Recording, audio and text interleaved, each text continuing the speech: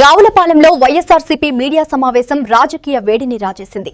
అంబేద్కర్ కోనసీమ జిల్లా వైఎస్ఆర్ కాంగ్రెస్ పార్టీ అధ్యక్షులు చిర్ల జగ్గిరెడ్డి ముఖ్యమంత్రిపై తీవ్ర విమర్శనలు గుప్పించారు. రాజధాని పేరుతో కూటమి ప్రభుత్వం భారీ స్కామ్ చేస్తోందని ఆరోపించిన ఆయన పాత రైతులకు న్యాయం చేయకుండా కొత్త రైతులను మోసం చేసే ప్రయత్నం జరుగుతోందన్నారు.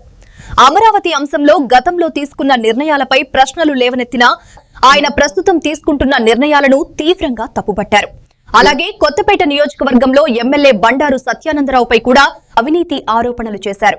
బెల్ట్ షాపులు, ఇసుక, మట్టి మాఫియా పెరిగిపోయాయని ప్రభుత్వం చర్యలు తీసుకోవాలని డిమాండ్ చేశారు. కేవలం అక్కడ రాజధాని రైతుల గురించి ఏమీ మాట్లాడకుండా కేవలం జగన్ గారు అంటే ఉన్నటువంటి భయంతో అక్కడ ఉన్నటువంటి చంద్రబాబు నాయుడు గారు కానీ పవన్ కళ్యాణ్ గారు కానీ కేవలం ఒక సాధారణమైన ఎమ్మెల్యే అని చెప్పారు. మీరే ఒక 11 మంది మరి శాసనసభ్యులకు వెళ్ళినటువంటి ఎమ్మెల్యేల్లో పులివెందుల ఎమ్మెల్యే కూడా ఒకటని చెప్పాడు. అట్లాంటి పులివెందుల ఎమ్మెల్యేని చూసి మీరు అసెంబ్లీలో ఎందుకు వణికి చస్తున్నారని ఈ సందర్భంగా మిమ్మల్ని అడుగుతున్నాం. ఇవాళ ప్రజలకు మీరు చేస్తున్న మోసాలన్నీ కూడా బహిర్గతం అవుతూ ఉన్నాయి. ముఖ్యంగా రాజధాని విషయంలో మరి మీ అందరికీ కూడా తెలుసు, ఒక సామాన్యమైనటువంటి తాపీ మేస్త్రిని అడగమని కోరుతున్నా.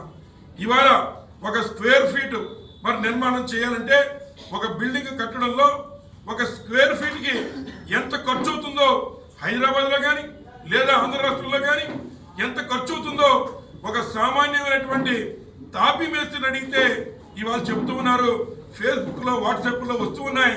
మరి 2000 నుంచి 2500 రూపాయల్లో చక్కగా నిర్మాణాలు చేయొచ్చనేటువంటి విధంగా మనకున్నటువంటి కష్టజీవులు అందరూ చెబుతూ ఉంటే ఇవాళ నారా చంద్రబాబు నాయుడు గారు ఏదైతే మరి కమిషన్ల కకృతితో తన బినామీలు ఎవరైతే ఉన్నారో ఆ బినామీలకి జేబులను నింపడం కోసం, లోకేష్ని అత్యంత ధనవంతుడిని చేయడం కోసం ఈ రోజున మరి 11,000 రూపాయలు ఒక స్క్వేర్ ఫీట్కి ఇవాళ రాజధానిలో కట్టేటువంటి కార్యక్రమం నారా చంద్రబాబు నాయుడు గారు చేస్తున్నారు. ఇది దగా కాదా నారా చంద్రబాబు నాయుడు గారు అని చెప్పి ఈ సందర్భంగా మేము అడుగుతున్నాం. అలాగే మరి ఇంకా ఉన్నటువంటి అనేక అంశాలు ఏదైతే కేవలం టెండర్లు పిలవడంలో కూడా కేవలం తన బినామీ సంస్థలను పిలుచుకుని వారికి మాత్రమే టెండర్లు వచ్చే విధంగా మరి అక్కడ ఉన్నటువంటి మునిగిపోయేటటువంటి చోట రాజధాని కొడుతూ మళ్ళా మునిగిపోయేటువంటి ఆ చోట మళ్ళీ ఆ నీటిని మళ్లించడం కోసం 100 కోట్లు ఖర్చు పెడుతూ మరి అక్కడ ఉన్నటువంటి ఏదైతే అక్కడ ఉన్నటువంటి రిజర్వాయర్లు అవసరం లేనటువంటి రిజర్వాయర్లు మళ్ళీ కట్టి ఇవాళ చెరువులో రాజధాని కడతారనే విధంగా నారా చంద్రబాబు నాయుడు గారి యొక్క తీరు ఉందని